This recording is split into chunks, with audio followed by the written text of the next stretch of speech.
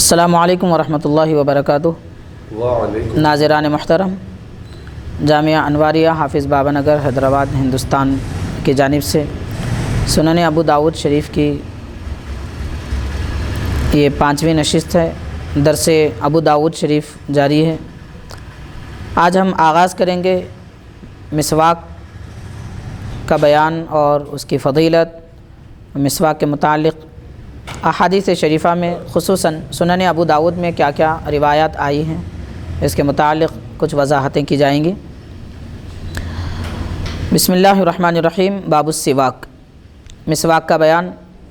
امام ابو داؤد رحمۃ اللہ علیہ نے طہارت، کتاب الطہارہ میں طہارت کے بیان میں استنجا یعنی ضرورت سے پاکی کیسے حاصل کی جائے، ضرورت کے بعد پاکی کس طرح حاصل ہوتی ہے، اس کو کیسے دھویا جائے، اور اس کے پورے آداب وغیرہ بیان فرمانے کے بعد مسواک کا بیان آپ نے شروع فرمایا۔ اس کی وجہ غالباً یہ ہے کہ انسان کے باطن میں غذا سے نکلنے والی، غذا کے بعد جو چیز نکلتی ہے جو نجاست ہوتی ہے، اس کے نکلنے کا راستہ سبیلین ہے۔ دو راستے انسان کے جسم میں بنے ہوئے ہیں جن سے نجاستیں نکلتی ہیں، اور انسان کے جسم میں غذا داخل ہونے کی راہ منہ ہے۔ نجاستوں کے راستے سے نجاست کا خروج ہوتا ہے جو کہ دفع مضرت ہے، یعنی ناپاکی اور نقصان دینے والی چیز کو دور کر دینا، اور انسان کے جسم کی تقویت کے لیے غذا کی ضرورت ہے، وہ غذا کا راستہ منہ ہے۔ ظاہر ہے کہ جب ہم کوئی غذا کھاتے ہیں یا پیتے ہیں تو منہ میں کسی قسم کی بو رہ جاتی ہے، اور خاص طور پر منہ بند رہنے اور دانتوں کی وجہ سے اس قسم کی بو یا پھر جراثیم وغیرہ منہ میں پیدا ہوتے ہیں۔ اس کی صفائی بے انتہا ضروری ہے۔ تو نجاست کے راستے کی صفائی کا بیان فرمانے کے بعد حضرت ابو داؤد رحمۃ اللہ علیہ نے منہ جو غذا کا راستہ ہے، نہ صرف غذا کا راستہ بلکہ اللہ کا ذکر بھی اسی منہ سے کیا جاتا ہے، اسی زبان سے کیا جاتا ہے۔ اسی لیے حضور پاک علیہ الصلوۃ والسلام نے ارشاد بھی فرمایا کہ تمہارے منہ کلام الہی کا راستہ ہے، یعنی اللہ تعالیٰ کا کلام پڑھنے کا راستہ ہے، ذریعہ ہے، اس کو تم صاف کر لیا کرو۔ تو مسواک کا حکم حضور پاک صلی اللہ علیہ وسلم نے فرمایا ہے، تو اب منہ کی صفائی اور پاکی، نظافت و طہارت کا ذکر حضرت ابو داؤد رحمۃ اللہ علیہ فرما رہے ہیں۔ مسواک کو زبان عربی میں سواک بھی کہتے ہیں، مسواک بھی کہتے ہیں۔ مسواک تو اس میں اعلیٰ ہے اور سواک مصدر ہے۔ ساکا یسوک سواکن کا معنی ہے رگڑنا، خاص طور پر دانتوں کو رگڑنا، اور اسی طرح مسواک کرنے کے لیے شوس کا لفظ بھی استعمال ہوا ہے، شین و صاد شاس یشوسو، اس کا معنی بھی ہے مسواک کرنا، منہ صاف کرنا۔ تو مسواک کے متعلق حدیث پاک میں آتا ہے۔ مسواک کے بارے میں چند وضاحتیں اور مسائل آپ حضرات سماعت فرما لیجئے کہ مسواک سنت نبوی ہے علی صاحبہ الصلاۃ والسلام، اور مسواک کرنے کے آداب بتائے گئے ہیں۔ احادیث شریفہ کا خلاصہ ہے، فقہاء کرام یہ فرماتے ہیں کہ مسواک کڑوی لکڑی کا ہو، میٹھی لکڑی کا، یا پھر کسی اور قسم کے درختوں کا نہ ہو۔ مثال کے طور پر نیم کی لکڑی یا پھر پیلو کا جو درخت ہوتا ہے، عام طور پہ بازار میں ہمیں جو مسواک دستیاب ہوتے ہیں وہ پیلو کی لکڑی کا ہے، تو اس قسم کے مسواک استعمال کرنے چاہیے۔ املی یا پھر لیمو کے درخت کی مسواک استعمال نہیں کرنا چاہیے، اس سے صحت کے لیے، دانتوں کے لیے، مسوڑوں کے لیے مضرت ہے، نقصان ہے۔ نیم کی لکڑی استعمال کر سکتے ہیں اور پیلو کی لکڑی استعمال کر سکتے ہیں۔ عموماً مسواک کا لفظ جب بولا جاتا ہے تو غالباً زیادہ طور پر پیلو کی لکڑی کی طرف انسان کا ذہن جاتا ہے، جو کہ ہمارے پاس رائج ہے، اور دنیا کے اکثر حصوں میں بلکہ زیادہ طور پر کثرت کے ساتھ وہی لکڑی استعمال کی جاتی ہے۔ مسواک کی مقدار ایک بالش لمبائی ہونی چاہیے۔ ایک بالش سے لمبی اگر مسواک ہو تو یا تو اسے کاٹ لیں یا پھر اس کو استعمال نہ کریں، کیونکہ روایت میں آتا ہے ایک بالش سے لمبی اگر مسواک استعمال کی جائے تو اس پہ شیطان سوار ہوتا ہے۔ ظاہر ہے کہ شیطان جہاں پر موجود ہو نقصان ہوتا ہے، تو اس نقصان سے بچانے کے لیے ایک بالش مسواک کا حکم دیا گیا ہے۔ یا یوں کہیے کہ ایک بالش سے زیادہ ہو تو شیطان سوار ہوتا ہے، یعنی سنت نبوی کے خلاف تھوڑی سی اگر خلاف ورزی ہو جائے تو پھر شیطانی اثر پیدا ہو جاتا ہے، تو اسی لیے ایک بالش مسواک استعمال کرنی چاہیے۔ اور مسواک کی موٹائی، اس کا موٹاپا ہماری چھوٹی انگلی یا پھر شہادت کی انگلی کی مقدار میں ہو، یعنی اس کی موٹائی شہادت کی انگلی یا چھوٹی انگلی کی مقدار میں ہو۔ زیادہ موٹی مسواک استعمال کرنا بھی خلاف سنت ہے اور بہتر نہیں ہے۔ اور مسواک کی یہ موٹائی وغیرہ بیان کی گئی، پھر مسواک کرنے کے آداب یہ بیان کیے جاتے ہیں کہ مسواک پکڑیں تو اس کے پکڑنے کے آداب بتائے حضور پاک صلی اللہ علیہ وسلم نے کہ ایسے نہ پکڑیں، اس میں نقصان ہوتا ہے کیونکہ ساری قوت اس میں صرف ہوتی ہے، اور مسوڑے دانت نازک ہوتے ہیں، اس کو اگر رگڑا جائے تو مسوڑوں کو نقصان پہنچنے کا اندیشہ ہوتا ہے، اسی لیے طریقہ یہ بتایا گیا۔ انگوٹھے اور انگلی پر مسواک رکھیں اور یہ 3 انگلیوں سے اس کو تھامیں، اس طریقے سے پکڑ کر مسواک کریں۔ اس طرح پکڑنے میں قوت زیادہ صرف ہوتی ہے جس سے منہ کو نقصان پہنچ سکتا ہے۔ اور حضور پاک صلی اللہ علیہ وسلم جب مسواک فرماتے تو آپ کے سیدھے جانب سے شروع فرماتے، یعنی دانتوں کے سیدھے جانب پہلے مسواک کریں، پھر بائیں جانب کریں، پہلے اوپر کے دانتوں میں، پھر نیچے کے دانتوں میں، پھر بائیں جانب اوپر کے اور نیچے کے دانتوں میں مسواک کریں۔ یہ طریقہ مسنون ہے۔ اور حضور پاک علیہ الصلوۃ والسلام مسواک فرمانے کے بعد مسواک کو لٹانے، یعنی زمین پر ایسی رکھنے کہ وہ سو جائے، لٹائی جائے، لٹانے سے منع فرمایا، کیونکہ اس سے فقہاء کرام فرماتے ہیں اس سے بواسیر کی بیماری ہوتی ہے، یعنی انسان کے مقام شرم سے خون وغیرہ جاری ہوتا ہے، ایک بیماری ہوتی ہے، مرض ہے، وہ بیماری مسواک کو لٹانے میں پیدا ہونے کا اندیشہ ہے، اس وجہ سے مسواک کو کھڑی رکھنی چاہیے، لٹا کر نہیں رکھنا چاہیے۔ اور مسواک کرنے کے آداب میں یہ بھی بتایا گیا کہ جب مسواک کر لی جائے تو اس کو دھو لیں، اور مسواک کرنے سے پہلے بھی اس کو دھو لیں۔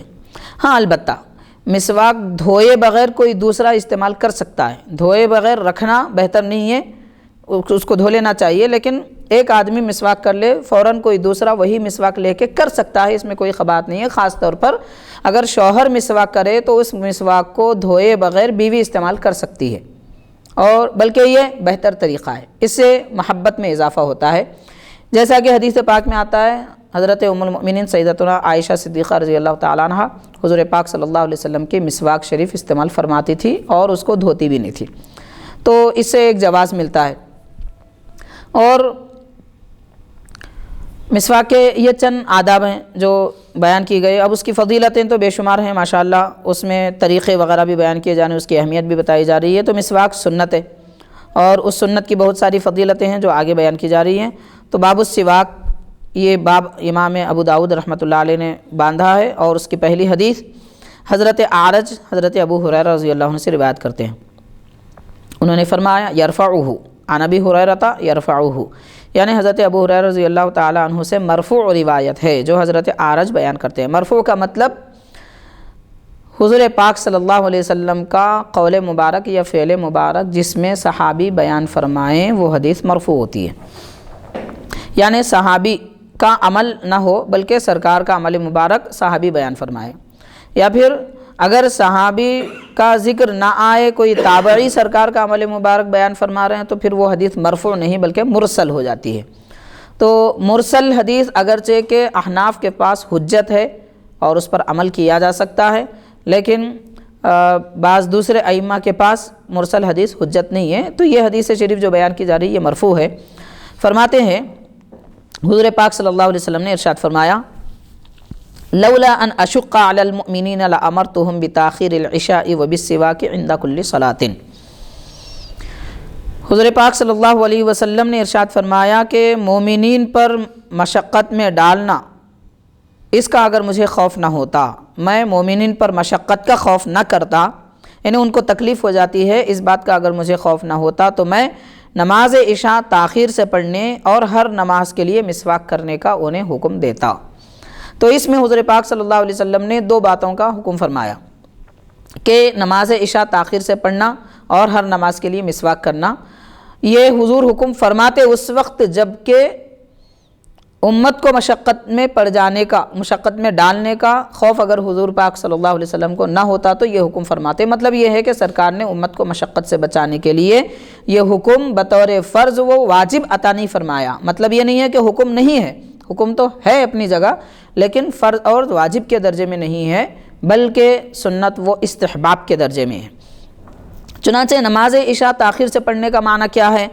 تو اس کے متعلق احناف کے پاس نماز عشاء ثلث لیل یعنی رات کا ایک تہائی حصہ گزرنے تک، ایک تہائی حصے کے آخر میں نماز پڑھنا، نماز عشاء پڑھنا مستحب ہے، فضیلت ہے، بہتر طریقہ ہے۔ ابتدا نماز عشاء کا وقت شروع ہوتے ہی نماز ادا کر لینا بالکل درست ہے، لیکن ثلث لیل یعنی رات کا ایک تہائی حصہ کا مطلب مثال کے طور پر اگر رات 12 گھنٹوں کی، سورج ڈوبنے سے لے کر سورج طلوع فجر تک، اگر رات 12 گھنٹوں کی ہے تو 4 گھنٹے کے ختم ہونے سے پہلے، 4 گھنٹے یعنی آخری 1 گھنٹے میں نماز، یہ ثلث لیل ہے، تو آخری 1 گھنٹے میں، 4 گھنٹے کے آخری 1 گھنٹے میں، مثال کے طور پر رات شروع ہونے کے بعد سے تیسرے گھنٹے سے چوتھے گھنٹے کے درمیان میں نماز عشاء پڑھنا افضل ہے، مستحب ہے۔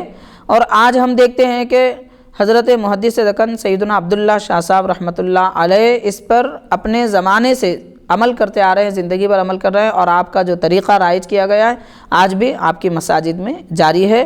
یہ فضیلت والا عمل ہے، اس وجہ سے حضرت محدث دکن رحمۃ اللہ علیہ نے اپنی زندگی میں اس کو اختیار فرمایا۔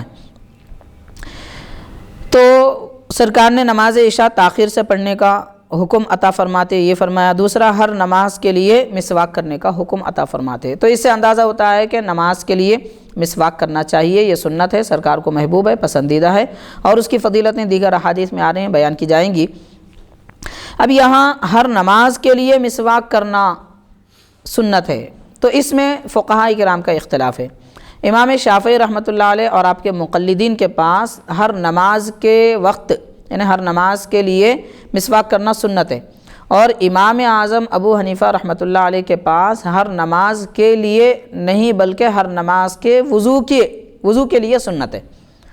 امام شافعی رحمۃ اللہ علیہ کے پاس مسواک نماز کی سنت ہے، اور امام اعظم کے پاس مسواک نماز کے وضو کی سنت ہے، یعنی جو وضو نماز کے لیے کیا جا رہا ہے اس میں مسواک کرنا سنت ہے۔ یہ فرق ہے ان دو اماموں کے درمیان۔ اب اس فرق کی وجہ کیا ہے؟ تو امام شافعی رحمۃ اللہ علیہ کی یہ دلیل ہے کہ عند کل صلاۃ، حضور پاک صلی اللہ علیہ وسلم نے ہر نماز کے وقت مسواک کرنے کا حکم فرماتے یہ ارشاد فرمایا۔ تو اس سے یہ معلوم ہوتا ہے کہ نماز کے لیے مسواک سنت ہے، جبکہ امام اعظم ابو حنیفہ رحمۃ اللہ علیہ ارشاد فرماتے ہیں یہاں پر نماز سے مراد نماز نہیں ہے بلکہ نماز کا وضو ہے، کیونکہ مسواک دھونے کی چیز ہے جس سے منہ دھویا جاتا ہے، کلی کی جاتی ہے، اور یہ عمل وضو میں کیا جاتا ہے، نماز میں نہیں کیا جاتا، یا نماز کے وقت، نماز سے پہلے نہیں کیا جاتا۔ تو وضو کے لیے مسواک سنت ہے، اور نماز کے لیے وضو فرض ہے۔ اب امام اعظم ابو حنیفہ رحمۃ اللہ علیہ کے پاس دلیل ہے۔ حضرت امام اعظم ارشاد فرماتے ہیں کہ صحیح بخاری شریف میں بھی آیا ہے، یہ بھی روایت ہے، امام اعظم نے فرمایا ہر وضو کے لیے مسواک سنت ہے۔ آپ کی دلیل یہ ہے، امام بخاری رحمۃ اللہ علیہ نے بابو سواکر رطب یعنی تر مسواک استعمال کرنے کے بیان میں حدیث نمبر 27 میں یہ روایت بیان کی۔ سرکار نے فرمایا لَأَمَرْتُهُمْ بِالسِّوَاكِ عِنْدَ كُلِّ وُضُوءٍ، ہر وضو کے وقت مسواک کرنے کا میں حکم دیتا، سرکار یہ ارشاد فرما رہے ہیں۔ اس سے یہ معلوم ہوا کہ ہر وضو کے لیے مسواک کرنا سنت ہے، یہ امام اعظم کی دلیل ہے جو امام بخاری رحمۃ اللہ علیہ نے بھی اپنی کتاب میں ذکر فرمائی ہے۔ ابھی یہ اختلاف کا فائدہ کیا ہے اور اختلاف سے حاصل کیا ہوتا ہے کہ امام شافعی اور امام اعظم رحمۃ اللہ علیہ کے پاس جو مسواک سنت ہونے کے متعلق بیان کیا گیا ہے، اس کا فائدہ کیا ہے اور اس کا حاصل کیا ہے، تو اس کے بارے میں یہ مسئلہ ہم معلوم کر سکتے ہیں کہ امام شافعی رحمۃ اللہ علیہ کے پاس جب کوئی نماز کے لیے کھڑا ہو تو نماز کے لیے جب کھڑا ہو تو وہ اس وقت بھی مسواک کر سکتا ہے، اس وقت بھی مسواک کر سکتا ہے جب نماز کے لیے کھڑا ہو۔ امام اعظم رحمۃ اللہ علیہ کے پاس نہیں کرنا چاہیے۔ کیوں نہیں کرنا چاہیے؟ اس لیے کہ اندیشہ ہے، اور بلکہ ہوتا بھی ہے، اکثر ایسا ہوتا ہے، خاص طور پر اس زمانے کے لوگوں میں جو کمزوریاں آئی ہیں جسمانی، اس اعتبار سے اکثر یہ ہوتا ہے کہ مسواک اگر کیا جائے تو خون نکلتا ہے۔ تو حنفی فقہ میں جسم کے کسی بھی حصے سے اگر خون نکل کر بہہ جائے وضو ٹوٹ جاتا ہے۔ اگر نماز کے لیے مسواک کو سنت قرار دیا جائے اور لوگ مصلی پر کھڑے رہ کر مسواک کریں، خون نکل جائے تو وضو ٹوٹ جائے گا، پھر جائیں گے وضو کر کے آئیں گے، تب تک ایک رکعت چلی جائے گی، چھوٹ جائے گی، پھر دوبارہ مسواک کرنا چاہیں گے، پھر خون نکلنے کا اندیشہ ہے تو وہ نماز نہیں پڑھ سکیں گے۔ تو اس وجہ سے یہ حکم دیا گیا کہ مسواک وضو کے لیے سنت ہے۔ پھر امام شافعی رحمۃ اللہ علیہ کے پاس اگر منہ سے خون نکل جائے تو امام شافعی رحمۃ اللہ علیہ کے پاس وضو نہیں ٹوٹتا، اس وجہ سے آپ نے اس کو نماز کی سنت قرار دی ہے۔ تو بہرحال یہ حدیث پاک میں نماز عشاء کو تاخیر سے، یعنی ایک رات کا تہائی حصہ، رات کا ایک تہائی حصہ گزرنے پر اور اس تہائی حصے کے آخر میں نماز پڑھنا مستحب قرار دیا گیا ہے، اور ہر نماز کے لیے مسواک کو سنت قرار دیا گیا۔ نماز سے مراد نماز کا وضو ہے۔ اس حدیث پاک میں حضور پاک صلی اللہ علیہ وسلم کا اختیار بھی ثابت ہوتا ہے، یعنی اللہ تعالیٰ نے اپنے حبیب صلی اللہ علیہ وسلم کو یہ اختیار عطا فرمایا ہے کہ آپ جس کو چاہے، جس چیز کو چاہے فرض بتا سکتے ہیں، واجب قرار دے سکتے ہیں، سنت قرار دے سکتے ہیں، مستحب قرار دے سکتے ہیں۔ اللہ نے آپ کو اختیار عطا فرمایا شرع میں، شریعت میں، یعنی حبیب پاک صلی اللہ علیہ وسلم قانون گر ہیں اور قانون داں ہیں، یعنی اللہ کا قانون حضور بناتے بھی ہیں، جانتے بھی ہیں، بناتے بھی ہیں، بتاتے بھی ہیں۔ یہ دونوں اختیار رب تعالیٰ نے اپنے حبیب صلی اللہ علیہ وسلم کو عطا فرمایا ہے۔ اور ایک حدیث پاک ہے اسی باب کی، حضرت زید بن خالد جوہنی رضی اللہ تعالیٰ عنہ فرماتے ہیں، سمعت رسول اللہ صلی اللہ علیہ وسلم یقول لولا ان اشق علی امتی لامرتهم بالسواک عند کل صلاۃ۔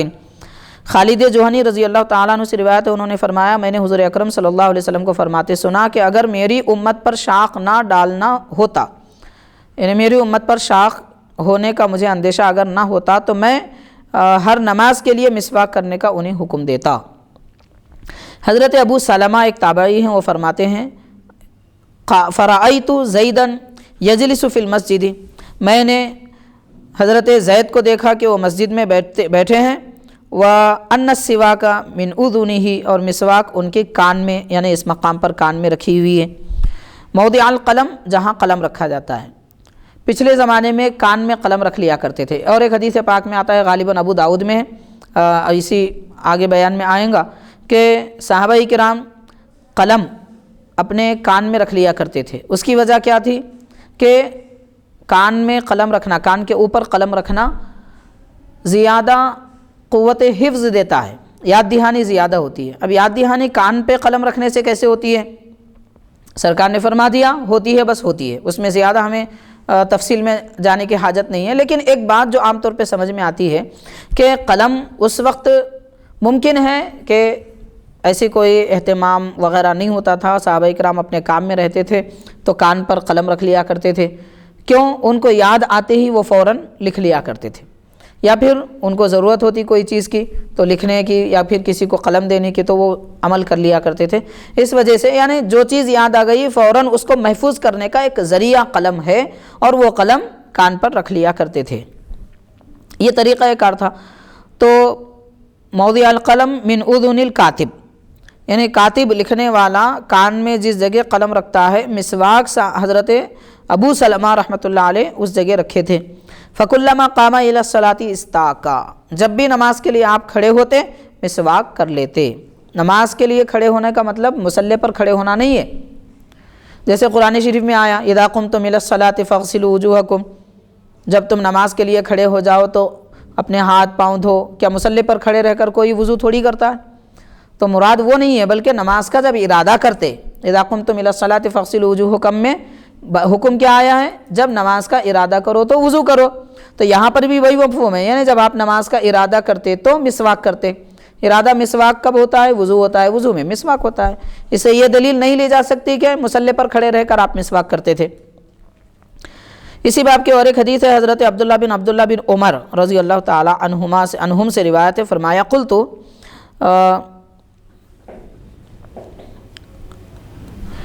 اریت تودع ابن عمر لکل صلاۃ طاہرا او غیر طاہر اما ذاک۔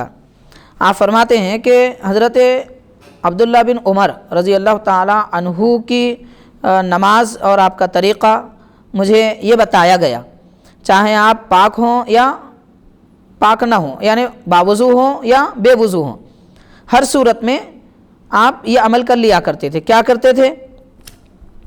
کہ مسواک کیا کرتے تھے۔ اور حضرت اسماء بنت زید وہی راوی فرماتے ہیں، قال حدثتنی اسماء بنت زید بن الخطاب ان عبداللہ بن حنظلۃ بن ابی عامر، کہ عبداللہ بن حنظلۃ بن ابی عامر، عبداللہ بن حنظلہ بن ابو عامر جب وضو کرتے تو حضور پاک صلی اللہ علیہ وسلم وہ بیان فرماتے ہیں، ان رسول اللہ صلی اللہ علیہ وسلم امر بالوضوء لکل صلاۃ طاہرا او غیر طاہر، کہ حضور پاک صلی اللہ علیہ وسلم کو وضو کرنے کا حکم آیا ہے، چاہے آپ باوضو ہوں یا بے وضو ہوں، یعنی اگر باوضو ہوں تو بھی نماز کے لیے وضو کرنا بہتر ہے، اور بے وضو ہوں تو نماز کے لیے وضو کرنا ضروری ہے۔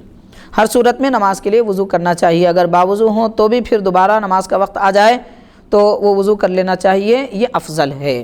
یعنی باوضو آدمی بھی نماز کے لیے وضو کر سکتا ہے، لیکن شرط یہ ہے کہ وہ وضو استعمال میں آئے۔ مثال کے طور پر اگر کسی نے نماز عصر کے لیے وضو کیا تھا تو نماز عصر سے مغرب کے درمیان وقفہ کم ہوتا ہے، نماز عصر ادا کر لے، پھر مغرب کا وقت آ گیا تو اب وہ دوبارہ وضو کرے یا نہ کرے؟ اگر باوضو ہو تو بھی ان کو وضو کر لینا مستحب ہے۔ ہاں، اگر کسی نے نماز عصر کے بعد وضو ٹوٹ گیا اور پھر اس نے وضو کر لیا، اور اس وضو سے انہوں نے کوئی نماز نہیں پڑھی، کوئی سجدہ تلاوت نہیں کیا، کوئی سجدہ شکر نہیں کیا، نماز جنازہ نہیں پڑھی، کوئی عمل ایسا نہیں کیا جس کے لیے وضو شرط ہے، اب اس وضو سے یعنی وضو کو انہوں نے استعمال نہیں کیا، قرآن شریف کو نہیں چھوا، تو ایسا کوئی عمل نہیں کیا جس کے لیے وضو شرط ہے، تو پھر وہ نماز مغرب کے لیے دوبارہ وضو نہ کریں، یہی ان کے لیے بہتر ہے، کیونکہ اب ان کا وضو استعمال نہیں ہوا ہے۔ وضو جب استعمال میں آ جائے تو پھر باوضو ہونے کے باوجود بھی دوسری نماز کے لیے وضو کرنا مستحب ہے۔ وضو اگر استعمال میں نہ آئے تو پھر دوبارہ وضو نہ کرنا بہتر ہے۔ تو سرکار دو عالم صلی اللہ علیہ وسلم کو حکم آیا ہے کہ آپ باوضو ہوں یا بے وضو ہوں، ہر صورت میں نماز کے لیے وضو فرمائیں۔ فلما شق ذلك علیہ امر بالسواک لکل صلاۃ، پھر یہ بات جب زیادہ مشقت میں ڈالنے والی سمجھ میں آئی تو پھر ہر نماز کے لیے مسواک کرنے کا حکم دیا۔ فکان ابن عمر یرا ان بہ قوۃ، حضرت ابن عمر رضی اللہ تعالی عنہ یہ جانتے تھے کہ ان کے پاس قوت ہے۔ فکان لا یدع الوضوء لکل صلاۃ، اسی لیے ہر نماز کے لیے آپ وضو کر لیا کرتے تھے۔ اس میں بتانا یہ مقصد ہے کہ ہر نماز کے لیے وضو کرتے تو ہر نماز کے لیے مسواک کرتے۔ اب غور کریں، اسی سے یہ ثابت ہوتا ہے کہ امام ابو داؤد نے رحمۃ اللہ علیہ نے مسواک کے بیان میں اس کو بیان کیا، اور اس میں یہ نہیں بتایا گیا کہ حضرت عبداللہ بن عمر رضی اللہ تعالی عنہ ہر نماز کے لیے مسواک کرتے ہیں، بلکہ ہر نماز کے لیے وضو کرتے ہیں۔ تو جب وضو کرتے ہیں تو وضو میں مسواک بھی ہوتا ہے، اس وجہ سے یہاں پر وضو کا ذکر کیا گیا۔ اس سے یہ ثابت ہوا کہ ہر نماز کے لیے جب وضو ہوتا ہے تو ہر وضو میں مسواک بھی آپ فرمایا کرتے تھے۔ حضرت ابو داؤد بن ابراہیم بن سعد روایت فرماتے ہیں محمد بن اسحاق سے، انہوں نے عبید اللہ بن عبداللہ یعنی حضرت عبداللہ بن عمر رضی اللہ تعالیٰ عنہ سے بھی اس کی روایت کی ہے۔ یہ دوسری سند اس روایت کی امام ابو داؤد رحمۃ اللہ علیہ نے بیان فرمائی۔ یہاں سے دوسرا بیان شروع ہوتا ہے، بابو کیفا یستاکو، کہ مسواک کیسے کریں۔ تو مسواک کیسے کرنے کے بارے میں مطلب کس طرح کیا جائے، اس کے آداب کیا ہیں، طریقہ کیا ہے، یہ بیان کیا جا رہا ہے۔ حضرت ابو بردہ وہ اپنے والد سے روایت کرتے ہیں، انہوں نے فرمایا قال مسدد، حضرت مسدد نے فرمایا قال اتینا رسول اللہ صلی اللہ علیہ وسلم نستحملہ فرأیتہ یستاک علی لسانہ وقال سلیمان قال دخلت علی النبی صلی اللہ علیہ وسلم وهو یستاک وقد وضع السواک علی طرف لسانہ وهو یقول یعنی یتہوع۔ قال ابو داود قال مسدد کان حدیثا طویلا ولکن اختصرتہ۔ اس روایت میں بیان کیا جا رہا ہے کہ حضرت مسدد فرماتے ہیں ہم حضور پاک صلی اللہ علیہ وسلم کی خدمت میں حاضر ہوئے یہ طلب کرنے کے لیے کہ حضور ہمیں کوئی اونٹ عطا فرمائے۔ نستحملہ یعنی ہم بوجھ طلب کرنے کے لیے آئے، بوجھ طلب کرنا مطلب کوئی اونٹ عطا فرمائے، کوئی ضرورت کی چیز ہمیں عطا فرمائے۔ تو فرماتے ہیں میں نے حضور پاک صلی اللہ علیہ وسلم کو دیکھا کہ مسواک اپنی زبان پہ فرما رہے ہیں، یعنی دانتوں سے جیسے مسواک کرتے ہیں زبان پر بھی مسواک کرتے ہیں۔ آج کل دانت صاف کرنے کے آلے نکلے ہیں، قربان جائیے ہمارے آقا صلی اللہ علیہ وسلم پر زبان اور منہ صاف کرنے کا ہر طریقہ آپ نے بیان فرمایا۔ دانتوں سے مسواک سے دانت صاف کیے جاتے ہیں، زبان صاف کرنے کے لیے بھی سرکار نے مسواک ہی استعمال فرمائی، یعنی مسواک سے بھی دانت صاف زبان صاف کی جا سکتی ہے، سرکار ایسا فرما رہے تھے۔ حضرت سلیمان فرماتے ہیں ان کی روایت ہے کہ میں حضور پاک صلی اللہ علیہ وسلم کی خدمت میں گیا، اللہ کے حبیب صلی اللہ علیہ وسلم مسواک فرما رہے ہیں اور مسواک آپ کی زبان کے ایک کنارے پر ہے، یعنی ایک کنارے پر یعنی بالکل آخری حصے میں مسواک رکھی ہوئی ہے، اور حضور ہم اپنی زبان میں کہہ سکتے ہیں کھنکارنا یا زبان حلق صاف کرنا، جس کو یا پھر کہتے ہیں، یعنی یتہوع آپ حلق صاف کر رہے تھے، جیسے آواز نکالتے ہیں منہ دھونے کے وقت میں او کے جیسے آواز آتی ہے، ایسی آواز مبارک سرکار کی آ رہی تھی۔ حضرت ابو داود نے فرمایا مسدد نے اس حدیث کو بڑی طویل بیان کی، میں نے اس کو اختصار کے ساتھ بیان کیا۔ یہ مسواک کرنے کا طریقہ تھا۔ اور ایک باب بیان کر رہے ہیں باب فی الرجل یستاک بسواک غیرہ، اس آدمی کے عنوان میں کہ جو غیر کی مسواک استعمال کرے، یعنی دوسروں کی مسواک استعمال کرنا کیسا ہے۔ ہم سمجھتے ہوں گے شاید دوسروں کی مسواک استعمال کرنا جائز نہیں ہے، اور ہمارے پاس آج کل تو معاذ اللہ بڑا ماحول بگڑتا جا رہا ہے، اسلام سے دوری کی باتیں، گھروں میں بھی ایسا ماحول دیکھنے میں آتا ہے کہ کوئی بھائی اپنے بھائی کا جھوٹا نہیں پیتا، کوئی بہن اپنے بہن کی یا بھائی کی جھوٹی نہیں پیتی، اور ماں باپ ہے اولاد کا جھوٹا نہیں پیتے، ہر ایک کے لیے برتن الگ ہوتے ہیں، گلاس الگ ہوتی ہے، فلاں چیز الگ ہوتی ہے۔ انتہائی افسوس کی بات ہے کہ ہمارے دین نے ہم سے یہ فرمایا کہ مومن کے لیے مومن کا جھوٹا شفا ہے، اور ہم شفا حاصل ہی نہیں کرنا چاہ رہے ہیں، بیمار کے بیمار رہنا چاہ رہے ہیں، نعوذ باللہ استغفر اللہ۔ تو پانی کے برتن تو برتن ہیں، کھانے پینے کی چیزیں تو کھانے پینے کی چیزیں ہیں، مسواک بھی ایک آدمی دوسرے کا استعمال کر سکتا ہے۔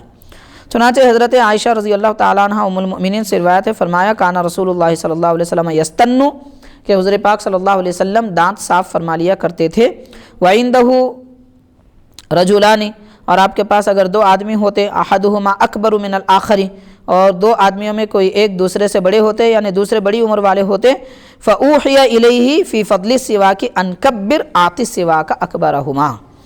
تو سرکار پر یہ وحی نازل کی گئی ہے کہ مسواک کی فضیلت کے بارے میں وحی نازل کی گئی، آپ جب مسواک فرما لیں تو آپ کے پاس جو زیادہ بڑی عمر والے ہیں، جو زیادہ بڑے ہیں، ان کو عطا کیجئے، یعنی سرکار کا تبرک بڑوں کو دیا جائے۔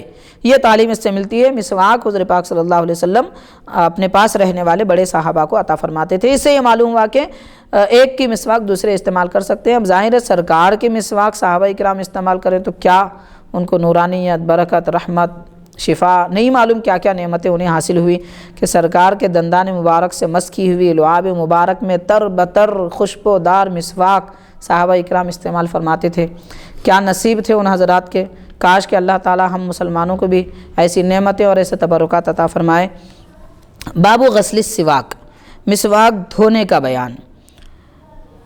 مسواک دھونے کا بیان جیسا کہ ابتدا میں عرض کیا گیا کہ مسواک استعمال کرنے کے بعد دھونا چاہیے، یہ بھی حضرت ام المؤمنین سیدتنا عائشہ رضی اللہ تعالیٰ عنہ سے روایت ہے، فرمایا کانا نبی اللہ صلی اللہ علیہ وسلم یستاکو، کہ حضور پاک صلی اللہ علیہ وسلم مسواک فرماتے تھے، فیعطینی السواک لاغسلہ، مجھے سرکار مسواک عطا فرماتے اور تاکہ میں دھو لوں، تو انہیں مسواک دھونے کے لیے حضور عطا فرماتے، فابدأ بہ، تو میں اس کو شروع کرتی، ابدو بھی اس کو لے کر شروع کرتی فاستا کو کہ میں خود مسواک کر لیتی، یعنی سرکار نے مسواک عطا فرمائی دھونے کے لیے، اور حضرت ام المؤمنین رضی اللہ تعالیٰ عنہ اس کو دھوتی نہیں بلکہ دھوئے بغیر استعمال فرماتی تھی۔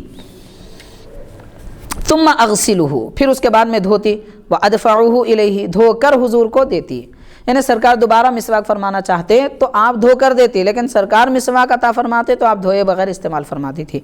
یہاں سے ایک طریقہ کار بھی معلوم ہوا کہ میاں بیوی، شوہر کی خدمت بیوی پر کتنی لازم ہے اور کتنی ضروری ہے، اس کے بارے میں ہم اگر جاننا چاہیں تو ام المومنین کا طریقہ کار یہ رہا ہے کہ سرکار اگر مسواک فرماتے، وضو فرماتے، مطلب حمام میں اگر تشریف لے جاتے تو حضرت ام المؤمنین رضی اللہ تعالیٰ عنہ حضور کے انتظار میں وہیں جلوہ افروز ہوتی، کھڑی رہتی، دیکھتی کہ سرکار کو کس چیز کی ضرورت ہے، پانی ہوتا تو پانی عطا فرماتی، مسواک فوراً لے لیتی، اس کو دھو لیتی، یعنی چھوٹی چھوٹی خدمت بھی آپ انجام دیا کرتی تھی۔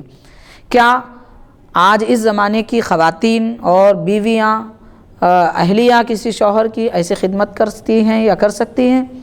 اگر نہیں کرتی ہیں تو کرنا چاہیے کہ یہ ام المؤمنین کی سنت ہے، اور حضور پاک صلی اللہ علیہ وسلم نے بھی ام المؤمنین کے لیے کیا نعمتیں عطا نہیں فرمائی۔ اللہ کے حبیب صلی اللہ علیہ وسلم تو حضرت عائشہ رضی اللہ تعالیٰ عنہ کے ساتھ گھر کا کام بٹایا کرتے تھے، یعنی آپ پکوان میں رہتی تو سرکار بھی آپ کے ساتھ میں کچھ کام کر لیا کرتے تھے، گھر کے کام میں مدد فرماتے تھے۔ یہ سرکار کی شان ہے اور وہ ام المؤمنین کی خدمت ہے۔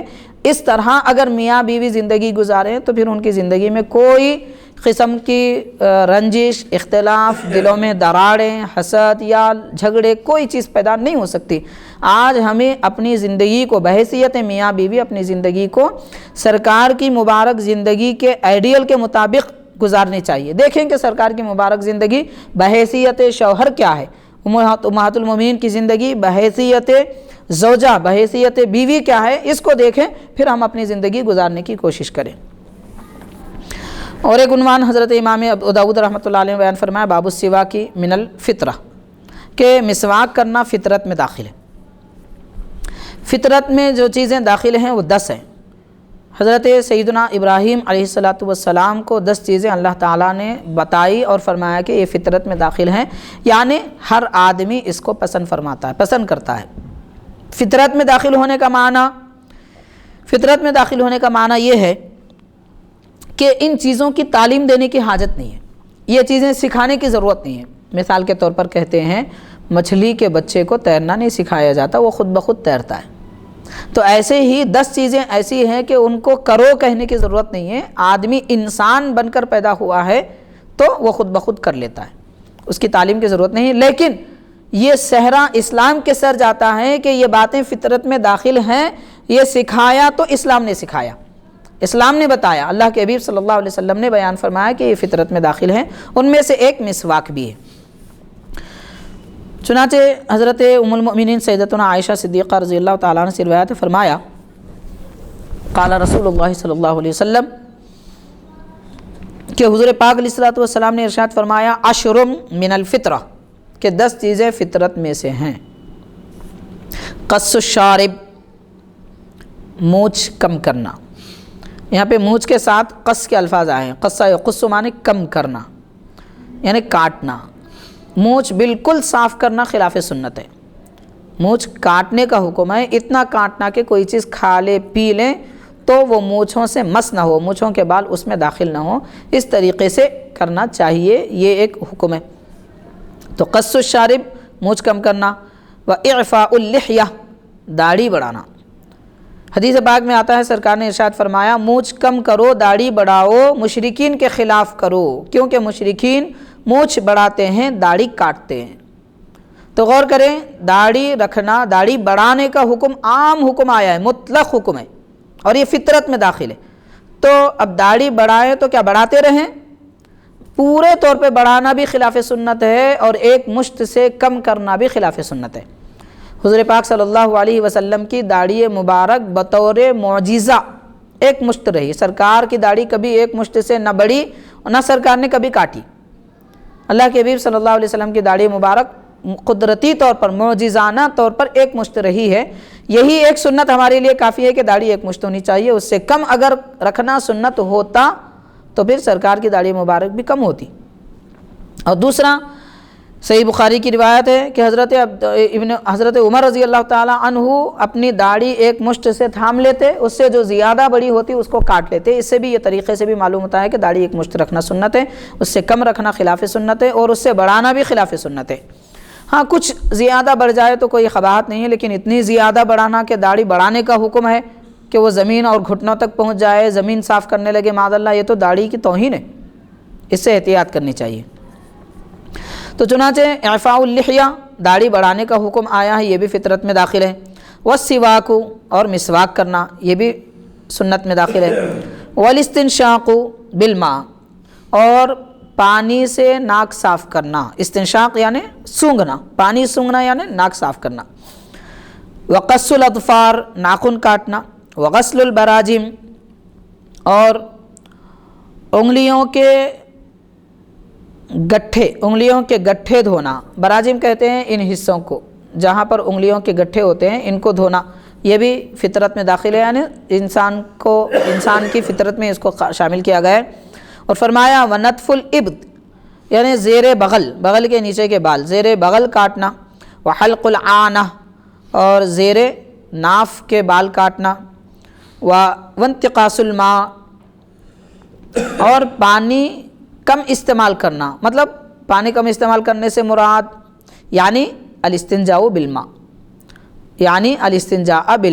یعنی پانی سے استنجا کرنا۔ تو یہ بھی سنت میں اور فطرت میں داخل کیا گیا۔ حضرت زکریا نے فرمایا، مصعب نے یہ فرمایا ونسیت العاشرہ، 10ویں چیز کیا ہے؟ اس میں حدیث پاک میں 9 بیان کی گئی، 10ویں کیا ہے میں بھول گیا، فرما رہے ہیں الا ان تکون المضمضۃ، مگر ہو سکتا ہے کہ وہ مزمزہ ہو، اور یقیناً وہ کلی کرنا ہی ہے، یعنی کلی کرنا بھی فطرت میں داخل ہے۔ یہ 10 چیزیں انسان کی فطرت میں شامل کی گئی ہیں۔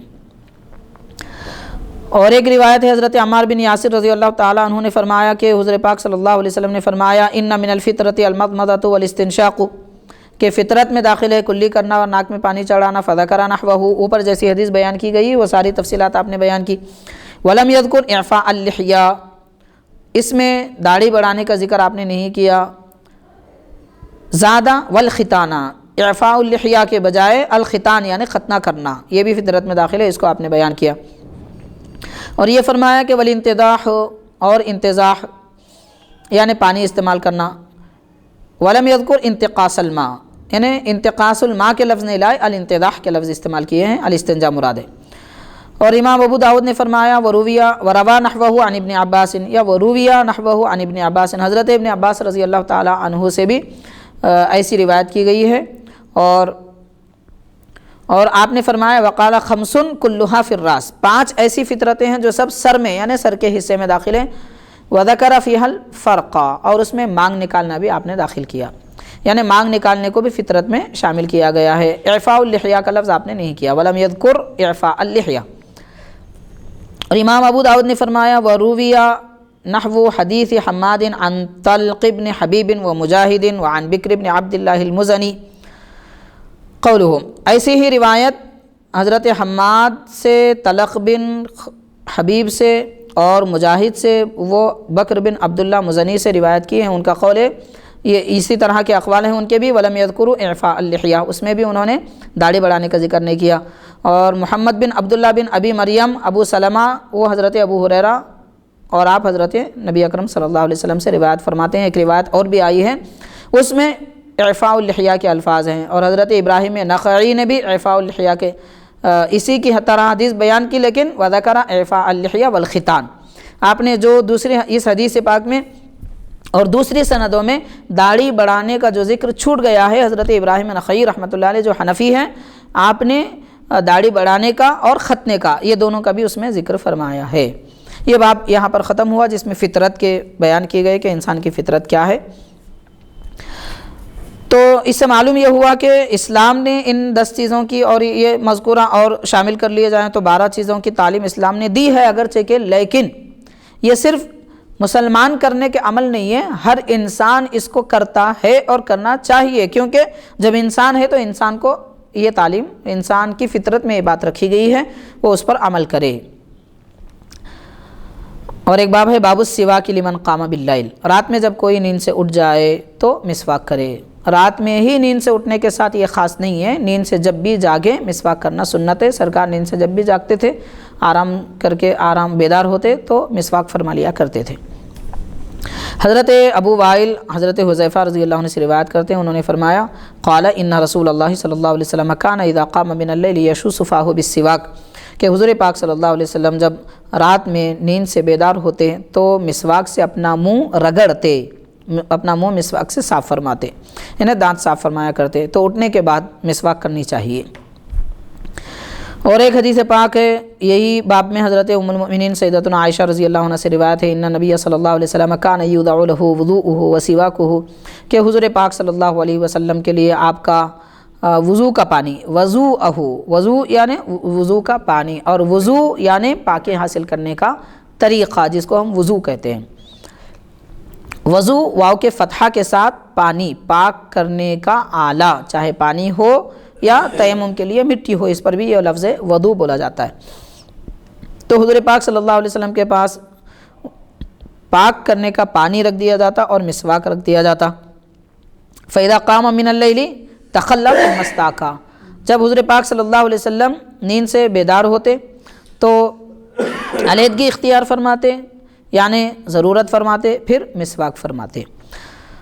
معزز حاضرین، یہاں سے یہ معلوم ہوتا ہے کہ اس وقت پچھلے زمانے میں یہ طریقہ کار تھا کہ جب کوئی رات میں آرام کرتے تو اپنی قرب میں پانی رکھ لیا کرتے اور مسواک بھی رکھ لیا کرتے، کیونکہ نیند سے جیسے بیدار ہو جائیں پہلے وضو کر لیں، مسواک کریں، پھر وضو کر کے نماز پڑھیں۔ یہ طریقہ کار بزرگان دین کا رہا ہے، یعنی جب وہ آرام کر رہے ہیں تو آرام کے وقت بھی ان کے ذہن میں بس یہی بات ہوتی تھی کہ کب میں جاگوں اور کب اللہ کی عبادت کروں۔ یہ سونا بشری تقاضے کے حساب سے ہے، سونے کے لیے انسان پیدا نہیں ہوا ہے، آرام، جسمانی آرام پہنچانے کے لیے، جسم کو آرام پہنچانے کے لیے سونا ایک راستہ ہے، سبب ہے، ذریعہ ہے، اس کو اسی کے بقدر استعمال کرنا چاہیے، نہ کہ زندگی کا مقصد بنانا چاہیے۔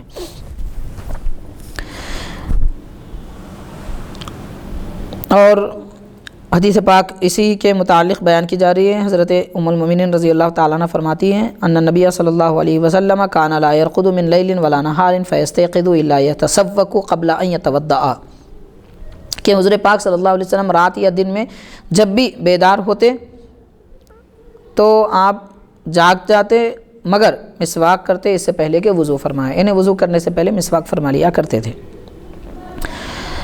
اور ایک روایت ہے اسی عنوان میں، حضرت عبداللہ بن عباس رضی اللہ عنہ فرماتے ہیں بت لیلۃ عند نبی صلی اللہ علیہ وسلم، کہ ایک رات میں حضور پاک صلی اللہ علیہ وسلم کے پاس رات گزارا، میں نے سرکار کی خدمت میں تھا۔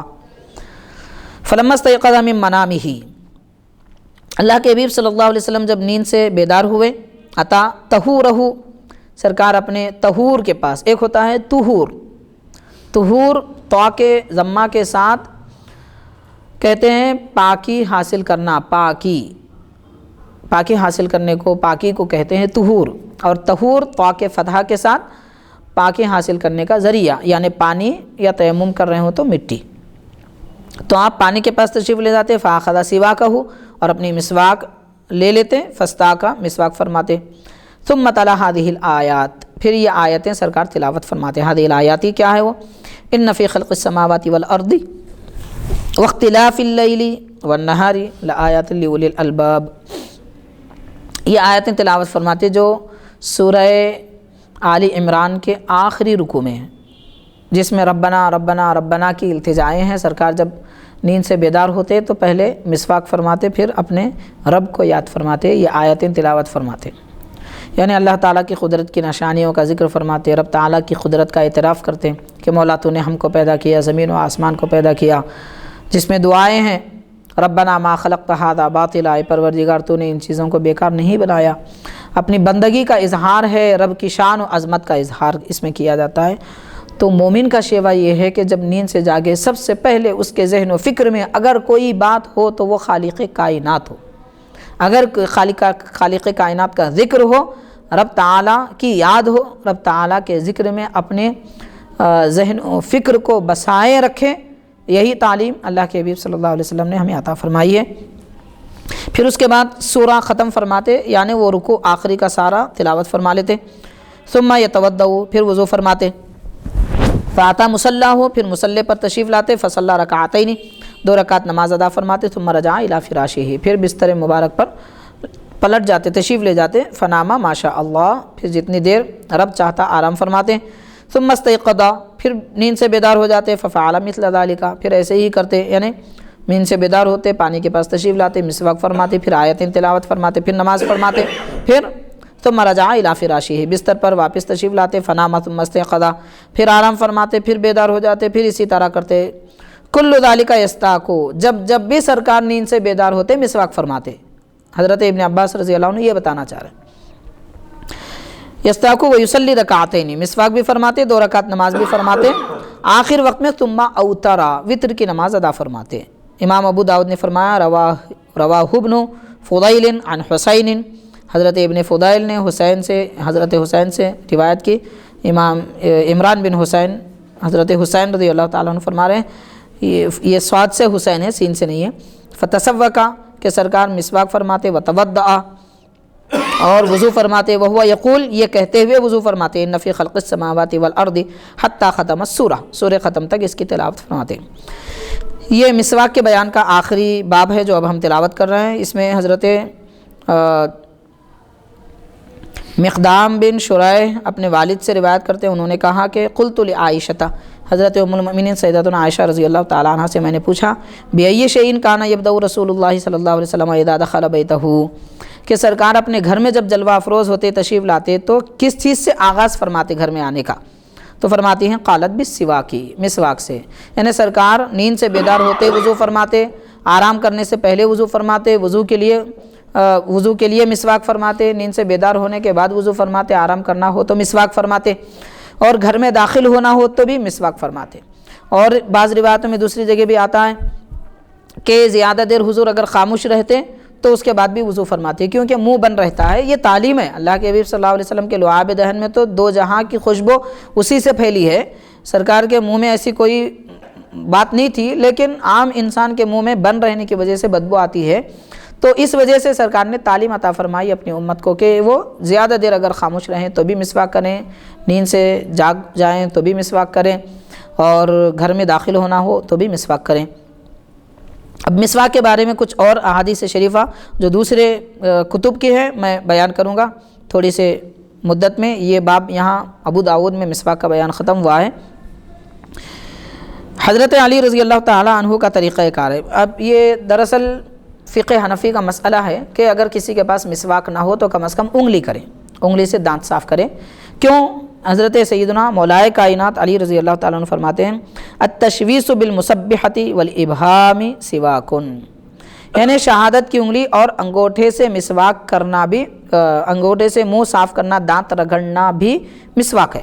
یعنی اگر کسی کے پاس مسواک نہ ہو تو انگلی کو تو استعمال کرے کم از کم، یہ بھی بہتر ہے۔ مرقات جو مشکات شریف کی شرح ہے اس میں ملا علی قاری رحمۃ اللہ علیہ نے یہ روایت بیان کی ہے۔ اور ایک روایت ہے حضرت مولائے کائنات رضی اللہ عنہ فرماتے ہیں غالباً کہ فی السواک 70 فائدۃ، مسواک کرنے میں 70 فائدے ہیں۔ مسواک میں ایک کاڑی ہے مسواک کی جو اس وقت 10 روپے میں ملتی ہے، اس میں 70 فائدے ہیں، جبکہ ہمیں 40-50 روپے والے کسی برش میں یا 50-60 روپے والے کسی پیسٹ میں بھی وہ فائدہ نہیں ملتا۔ 70 فائدے کون دعویٰ کر سکتا ہے؟ 70 فائدے ہیں اس میں، لیکن ایک مسواک ایک کاڑی ہے مگر اس میں 70 فائدے ہیں۔ ارشاد فرماتے ہیں ادناہا ان یذکر الشہادۃ عند الموت، سب سے معمولی بات، غور کریں، سب سے معمولی بات جبکہ وہ سب سے اہم بات ہے۔ اب جو بیان کی جانے والی ہے وہ انتہائی اہم، ساری زندگی کی کامیابی اسی پر ہے، بلکہ دنیا بھر کے سارے اولیاء کرام نے زندگی میں جو کچھ کوششیں کی اسی کے لیے کی جو بیان کی جانے والی ہے۔ وہ کیا؟ موت کے وقت میں کلمہ طیبہ نصیب ہونا، ایمان پر خاتمہ۔ ایمان پر خاتمے کے لیے بڑے بڑے اولیاء اکرام فکر مند رہے، اگرچہ کہ وہ اللہ کی رحمت کے قریب ہیں، رب کی رحمت نے انہیں گھیر لیا ہے، مگر ان کی کیفیت یہ تھی کہ وہ موت کے وقت ایمان پر خاتمے کو پسند کرتے تھے، نہ صرف پسند بلکہ ان کی زندگی کا مقصد ہی وہ تھا۔ تو جو اہم ترین مقصد ہے اس کے بارے میں فرمایا جا رہا ہے کہ وہ مسواک کے فائدوں میں سب سے معمولی فائدہ ہے، تو اب اس سے بڑھ کے آخر کیا فائدے ہوں گے مسواک کے؟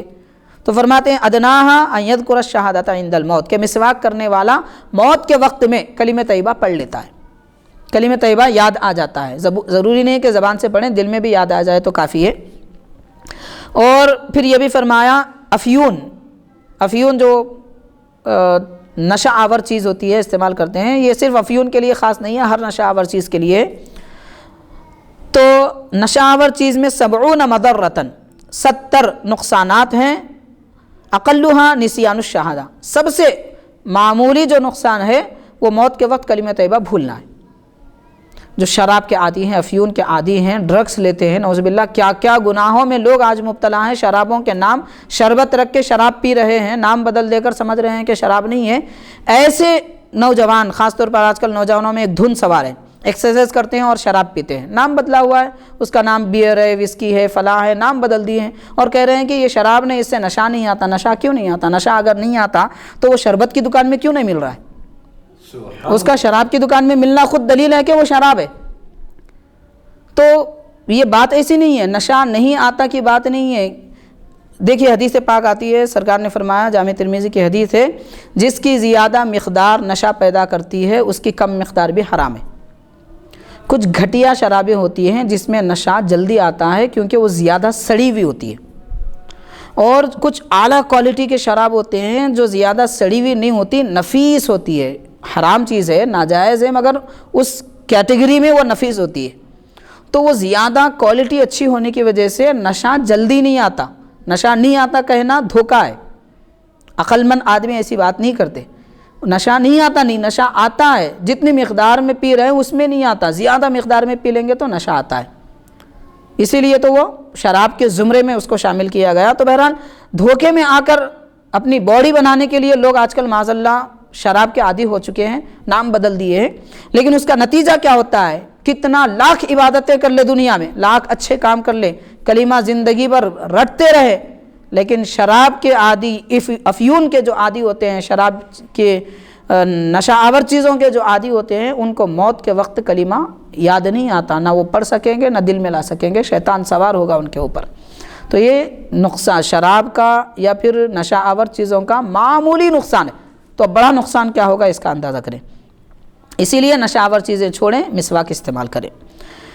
اور ایک حدیث پاک میں آتا ہے، کنز العمال میں ہے، سرکار نے فرمایا ان افواہکم طرق القرآن فطیبوہا بالسواک، کہ تمہارے منہ قرآن کے راستے ہیں، مسواک سے ان کو خوشبودار بناؤ۔ معلوم ہوا کہ مسواک سے بدبو نہیں آتی، منہ خوشبو سے مہکتا ہے۔ اور فرمایا واہ واہ لا یستغنی احدکم عن الناس بقضیب السواک، کنز العمال کی حدیث ہے، سرکار فرماتے ہیں کہ ایک مسواک کی کاڑی سے تم میں سے ایک آدمی سارے جہاں سے بے نیاز ہوتا ہے۔ یعنی مسواک استعمال کرنا آدمی کو دولت مند بنا دیتا ہے۔ کیسی دولت؟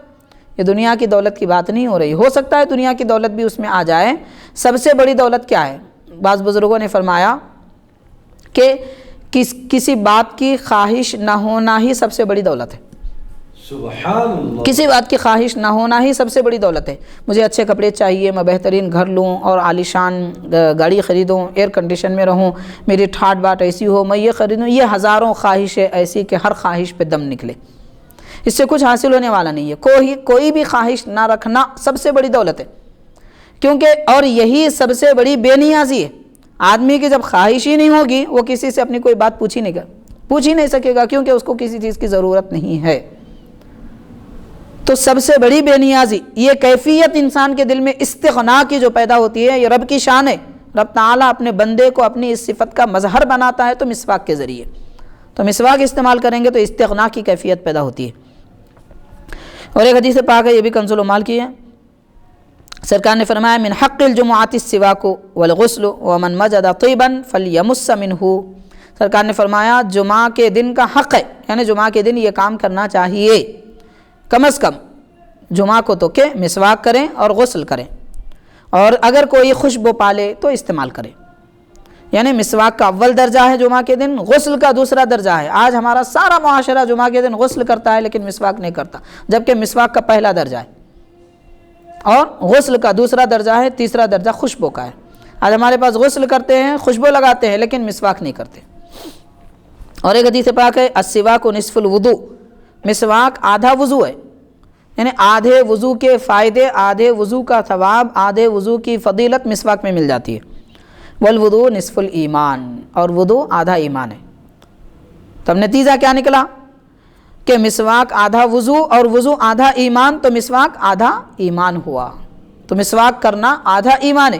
جب کوئی مسواک کرنے کا عادی ہو جاتا ہے، مسواک کرتا ہے، تو اس کو آدھا ایمان مل گیا۔ ایمان سے مراد، ایمان تو پورا موجود ہے، مگر ایمان کی روشنی، ایمان کی لذت، ایمان کی چاشنی، ایمان کی برکت اور ایمان کی حرارت، ایمان کی وجہ سے ملنے والی نعمتیں، یہ سب کچھ مسواک سے ملتی ہیں۔ آدھے مل جاتے ہیں، باقی آدھے پہ عمل کرنا آسان ہے۔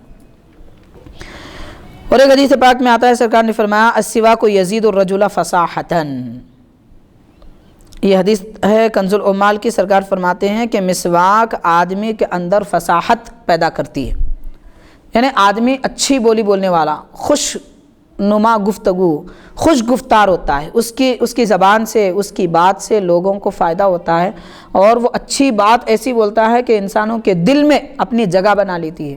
مسواک کی وجہ سے زبان میں فصاحت پیدا ہوتی ہے۔ آج فصاحت سیکھنے کے لیے کتنی محنتیں کی جاتی ہیں، زبان سیکھی جاتی ہے، ویکیبلری جمع کی جاتی ہے، الفاظ یاد کر لیے جاتے ہیں اور محاورے یاد کر لیے جاتے ہیں، کوششیں کی جاتی ہیں، رات دن ایک کیا جاتا ہے۔ کیجئے سب، مسواک بھی کیجئے۔ مسواک ان سب محنتوں سے بچاتی ہے۔ تھوڑی سی محنت بھی کر لیں تو مسواک کے ذریعے کامیابی ملتی ہے۔ پھر فرمایا السواک شفاء من کل داء الا السام، مسواک ہر بیماری کے لیے شفا ہے سوائے موت کے، یعنی موت کے سوا، موت بھی ایک بیماری ہے، موت کے سوا ہر بیماری سے شفا مسواک سے ملتی ہے۔ آج کتنی بیماریوں میں آج لوگ مبتلا ہیں، ایسی بیماریاں کہ ڈاکٹر بھی تعجب کرتے ہیں کہ یہ کون سی بیماری ہے، اس بیماری کا علاج نہیں ہے، اس بیماری کا علاج نہیں ہے، وہ ہو تو علاج نہیں ہے۔ سرکار نے تو فرما دیا مسواک میں سب علاج ہے۔ سبحان اللہ۔ تو آج ہم کیوں مسواک نہیں کرنا چاہتے؟ ساری بیماریوں کا علاج اسی میں موجود ہے۔ آج زیادہ طور پہ لوگ بدہضمی کا شکار، زیادہ طور پہ لوگ موٹاپے کا شکار، زیادہ طور پہ لوگ بلڈ پریشر کا شکار، زیادہ طور پہ لوگ شوگر کا شکار، یہ ساری بیماریاں ایک مسواک میں دفع ہو جاتی ہے۔ مسواک استعمال کی جائے۔ پھر سرکار نے فرمایا، اب یہ ظاہری جسمانی فوائد وغیرہ بھی بیان کیے گئے، اب باطنی نعمت بیان کی جا رہی ہے۔ رکعتان بسواک خیر من 70 رکعۃ بغیر وضوء، یعنی مسواک کے ساتھ بغیر مسواکن، یہ 2 رکعتیں مسواک کے ساتھ ادا کرنا، یعنی جس وضو میں مسواک کی گئی اس کے ساتھ 2 رکعتیں پڑھنا بغیر مسواک کے 70 رکعتیں پڑھنے سے بہتر ہے۔ جس وضو کے لیے مسواک نہیں کیا گیا 70 رکعتیں پڑھی گئی، اور ایک مرتبہ مسواک کر کے وضو میں 2 رکعتیں پڑھی، تو وہ دونوں سے بڑھ کر مسواک والی رکعتیں ہیں۔ پھر سرکار نے فرمایا، یہ آخری حدیث پاک ہے کنز العمال کی ہے، سرکار نے فرمایا علیکم بالسواک، مسواک کرنا لازم کر لو، انہیں لازم کر لو مسواک کرنا۔ فنعم الشیء السواک، کتنی اچھی چیز ہے مسواک، کیا کرتی ہے؟ انسان کے جسم کی خشکی ہٹا دیتی ہے، بلغم نکال دیتی ہے، یجل البصر، آنکھوں کی روشنی بڑھاتی ہے، یشد اللتہ، مسوڑے مضبوط کرتی ہے، اور بخر یذہب بالبخر، یعنی بخارات جو انسان، گیسس جس کو کہتے ہیں، گیسس کو لے جاتی ہے، دور کر دیتی ہے، اور ویصلح المعدہ، معدے کو درست بناتا ہے مسواک، ویزید فی درجات الخیر، اور خیر کے درجات بلند کر دیتا ہے، اور مسواک کی وجہ سے فرشتے مسواک کرنے والے کی تعریف کرتے ہیں، اور مسواک رب کو راضی کرنے والا ہوتا ہے، شیطان کو ناراض کر دیتا ہے۔ ایک مسواک میں اتنے فائدے بیان کیے گئے، تو یہ سارے فوائد ہیں مسواک کے متعلق۔ تو ہمیں چاہیے کہ ہم دنیا کے بنائے ہوئے مصنوعات استعمال کریں نہ کریں، یہ اپنا اختیار ہے، لیکن اللہ کے حبیب صلی اللہ علیہ وسلم کا آپ کی دی ہوئی ایک سب سے بڑی نعمت مسواک ہے، اس مسواک کو استعمال کریں جس سے ہمارے جسمانی، روحانی اور عبادتی و دنیاوی ہر طرح کے فوائد اس میں پوشیدہ رکھے گئے ہیں۔ صلی اللہ تعالی وسلم علی خیر۔ جی سوال ہے کہ ابھی آپ جو احادیث تلاوت فرمائے ہیں مفتی صاحب، اس میں اللہ کے رسول صلی اللہ علیہ وسلم یہ ارشاد فرماتے ہیں کہ جو شخص مسواک استعمال کرتا ہے اس کے 70 فائدے ہیں، ان میں سب سے ادنا فائدہ یعنی کم درجے کا فائدہ یہ ہے کہ اس شخص کا خاتمہ ایمان پر ہوگا، یعنی ایمان پر خاتمے کی ضمانت اور گارنٹی اللہ کے رسول صلی اللہ علیہ وسلم مومنین کو عطا فرما رہے ہیں کہ جو شخص مسلسل یعنی پابندی سے مسواک کرتا ہے اس کا خاتمہ ایمان پر ہوگا، یعنی 70 فائدے ہیں اور اس میں سب سے کم درجے کا فائدہ ایمان پر خاتمہ ہے۔ جبکہ ظاہری اعتبار سے یہ بات ٹکرا رہی ہے کہ جبکہ ایمان ہی اصل ہے، جبکہ کم درجے کی جو بات بتائی گئی ہے، تو جبکہ ہونا تو یہ صحیح تھا کہ ظاہری اعتبار سے کہ ایمان سب سے بڑی نعمت ہے، سب سے بڑی دولت ہے، سب سے بڑا فائدہ بول کر یہ بات مطلب بتانا چاہیے تھا، ہاں صحیح ہے، بیان کی جانا چاہیے تھا، لیکن اس کو کم درجہ کہا گیا کہ اس کا خاتمہ ایمان پر ہوگا۔ ہاں صحیح ہے، اس سے اندازہ یقیناً وہ سب سے بڑی دولت ہے، لیکن دنیا میں تو آخرت کی ہر نعمت دنیا کی تمام نعمتوں سے بڑی ہے۔ تو اب یہ آخری موت ہے، موت کے وقت جب یہ درجہ حاصل ہو جاتا ہے تو اس کے بعد آنے والی یعنی مسواک کے فائدے تو بہت سارے ہیں، 70 فائدے ایسے ہیں کہ وہ بہت بڑے بڑے ہیں، ان میں وہ بڑے فائدوں میں سب سے معمولی فائدہ یہ دنیا کے فائدوں میں سب سے ادنا نہیں ہے، مسواک کے بڑے بڑے فائدوں میں سب سے معمولی فائدہ، سب سے ادنا فائدہ یہ ہے ایمان پر خاتمہ۔ ایمان پر خاتمہ اگر ہوا تو پھر اس کے بعد آنے والے 69 فائدے مسواک کے وہ آخرت کی زندگی سے متعلق ہیں۔ تو آخرت کی زندگی سے متعلق جو بھی نعمت ہے وہ بڑی ہے اور وہ حاصل ہوتی ہے ایمان پر خاتمے سے۔ تو اب ادنا سے مراد ہم یہ بھی لے سکتے ہیں کہ ادنا سے مراد آخرت کی نعمتوں کے مقابل سب سے معمولی ہے، یا پھر ادنا سے مراد آخرت کی طرف قریب، آخرت کے قریب لے جانے والی صفت، کیونکہ ادنا دونوں کا معنی ہے قریب ہونا، تو آخرت کے جو زیادہ قریب ہے اور آخرت کی طرف بندے کو لے جانے والی ہے تو وہ ایمان پر خاتمہ ہے، آخرت کی نعمتیں اسی سے ملتی ہیں۔ اب پھر جو شخص نشہ اور چیز استعمال کرتا ہے، یوز کرتا ہے، جو شخص اس کا عادی ہو جاتا ہے، جیسا چرس ہے، افیم ہے، گانجا ہے، شراب ہے، تو اس کا سب سے بڑا نقصان یہ ہے کہ سب سے بڑا یا ادنا نقصان اس کا یہ ہے کہ اس کا خاتمہ ایمان پر نہ ہو۔ نعوذ باللہ، اللہ حفاظت فرمائے ہماری۔ تو اس کا کیا مطلب مفتی صاحب، مطلب یہ کہ سب سے بڑا فائدہ کہا گیا یا سب سے ادنا، ہاں سب سے ادنا نقصان ہے، یہ سب سے معمولی نقصان، یعنی دنیاوی اعتبار سے کامیابی، آخرت کی کامیابی کے لیے سب سے اہم تو ایمان پر خاتمہ ہے۔ تو پھر وہی تو میں عرض کرنا تھا کہ ادنا کیوں کہا گیا ہے؟ وہی دنیاوی اعتبار سے یہاں پر ادنا جو کہا جا رہا، تو یہاں پر ادنا نقصان ہے اس کے لیے، پھر آخرت میں اس کے لیے اور بڑے بڑے نقصانات ہیں موت کے بعد، اس لیے یہ سب سے معمولی نقصان ہے اس کا۔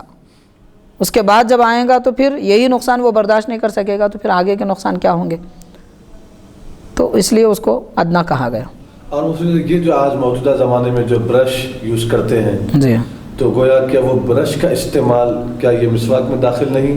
جبکہ مسواک کا معنی مفہوم یہ ہے، بعض لوگ یہ فرماتے ہیں کہ مسواک کا مطلب یہ ہے کہ صفائی رگڑنا، جس چیز سے حاصل ہو جائے وہ مسواک کے زمرے میں آ جاتی ہے۔ تو کیا یہ برش جو آج کل کر رہے ہیں تو کیا یہ مسواک کے درجے میں نہیں آتا؟ دیکھیے، کسی بھی لفظ کا لغوی معنی اور ہے اور شرعی معنی اور ہوتا ہے۔ مسواک، سواک کا لغوی معنی رگڑنا ہے، برش سے بھی دانت رگڑ کے صاف کرتے ہیں، تو یہ ہم شریعت والے ہیں، دین والے ہیں، تو ہم لغت سے بحث نہیں کرتے، ہم دین سے بحث کرتے ہیں۔ مسواک، شریعت میں مسواک کس کو کہتے ہیں دیکھا یہ جائے گا، اس کے لفظ سے فائدہ حاصل نہیں کریں گے۔ آج کل جو ہے لوگ لفظ سے فائدہ حاصل کر کے گمراہ ہوئے ہیں، آپ کو بات آئی ہے تو بتا رہا ہوں۔ ایک فرقہ ہے وہ اپنے آپ کو اہل قرآن کہتا ہے، ان لوگوں کے پاس نماز فرض نہیں ہے، نماز ان کے پاس فرض ہی نہیں ہے، تو فرض کا منکر کافر ہے، تو ان کے پاس فرض ہی نہیں ہے، وہ اپنے آپ کو مسلمان بھی کہتے ہیں، پوری دنیا کو کافر کہتے ہیں۔ کیوں؟ انہوں نے لفظ سے فائدہ حاصل کیا۔ کیا؟ صلاۃ کا اصل معنی ہے اطاعت، لفظ صلاۃ کا اصل معنی ہے اطاعت، فرما برداری، فرما برداری کرنا ہے۔ تو یہ جو نماز میں جھک رہے ہیں، اٹھ رہے ہیں، رکوع سجدہ کر رہے ہیں، یہ سب جاہلانہ پیشے ہے، ایسا کہہ رہے ہیں وہ لوگ، ان کی کتابیں ہیں موجود۔ یعنی لفظ لغت سے فائدہ اٹھا کے انہوں نے نماز کو کالعدم کر دیا، بیکار کر دیا، اور نماز پڑھنے والوں کو کافر کہہ رہے ہیں۔ الٹ معاملہ بالکل لغت کا فائدہ اٹھا کے یہ نتیجہ نکلا۔ تو ہم لغت سے بحث نہیں کرتے، ہاں لغت میں بحث اس وقت ہوتی ہے کہ جب شریعت میں، قرآن و حدیث میں اس کے بارے میں کوئی وضاحت اور تفصیل نہ ملے تو لغت سے فائدہ اٹھایا جاتا ہے۔ لغت ہمارے پاس بیکار بھی نہیں ہے، لغت یقیناً فائدہ بخش چیز ہے، لیکن قرآن و حدیث کے مقابل نہیں۔ تو مسواک قرآن و حدیث میں، حدیث پاک میں مسواک کاڑی کو کہا گیا جو سرکار استعمال فرمائے، بس اسی کو مسواک کہیں گے۔ اور اب یہ نہیں کہہ سکتے کہ برش کرنے پر بھی یہ فضیلت ہے کہ ایمان پر خاتمہ ہوگا، یہ فائدہ ہوگا، جو اتنی حدیثیں اب ہم نے سنی ہیں، کیا یہ کہیں گے کہ ہم برش کریں گے تو یہ سب حاصل ہوں گے؟ بالکل نہیں ہو سکتے۔ اور ایک اہم بات یہ یاد رکھنی چاہیے، برش کے جو ریشے ہوتے ہیں پلاسٹک کے ہوتے ہیں، پوری دنیا جانتی ہے پلاسٹک سے نقصان ہوتا ہے، اسی لیے تو پلاسٹک پولیتھینوں پہ پابندی لگائی جا رہی ہے آج کل، گھٹیا ہو اعلیٰ ہو۔ اب ہندوستان میں اعلیٰ پولیتھینوں پہ پابندی نہیں ہے، دیگر ممالک میں پلاسٹک کا استعمال ہی جرم ہے، استعمال ہی نہیں کرتے وہ لوگ، جبکہ برش اسی سے بنا ہوا ہے، پھر کیسے ہو سکتا ہے کہ اس سے فائدہ ہو؟ ہم یہ نہیں کہہ سکتے، لغت کا سہارا نہیں لینا چاہیے، شریعت کے مقابل نہیں لینا چاہیے، غلط ہے۔ مسواک بس وہی مسواک ہے جو سرکار نے استعمال فرمائی، اور یہ ساری مسواک کی فضیلتیں، برکتیں، بشارتیں سب اسی مسواک سے متعلق ہیں، برش سے متعلق ہرگز نہیں ہو سکتی۔ کچھ نہ صحیح، سب چیزوں کو اگر بازو رکھ دیا جائے، توجہ نہ دی جائے، اتنا تو کہ کیا سرکار نے برش استعمال فرمایا تھا؟ چلو مان لے اس زمانے میں برش نہیں تھا، ٹھیک ہے، نہیں تھا یقیناً، لیکن اس وقت اگر وہ چیز موجود ہے تو کیا یہ کاڑی جو ہمارے آقا استعمال فرماتے تھے اب اتنی غیر اہم ہو گئی کہ یہودیوں کی بنائی ہوئی چیز کی ہمارے پاس اہمیت ہے، اور ہم اللہ کے حبیب کی استعمال کی ہوئی کاڑی کو ہم بیکار سمجھ رہے ہیں؟ یہ کیسا ایمان ہو سکتا ہے؟ اگر اس مسواک میں کوئی فائدہ نہ بھی ہوتا تو سب سے بڑا فائدہ یہی ہے کہ وہ ہمارے آقا کی سنت ہے، ہمارے آقا نے اس کو استعمال کیا، سبحان اللہ، بس یہی سب سے بڑی دولت ہے اس میں، بے شک۔ بس اسی بات کی طرف ہمیں توجہ دینا چاہیے۔ صلی اللہ تعالی وسلم علی خیر خلقہ سیدنا محمد و آلہ و اصحابہ اجمعین والحمد للہ رب العالمین۔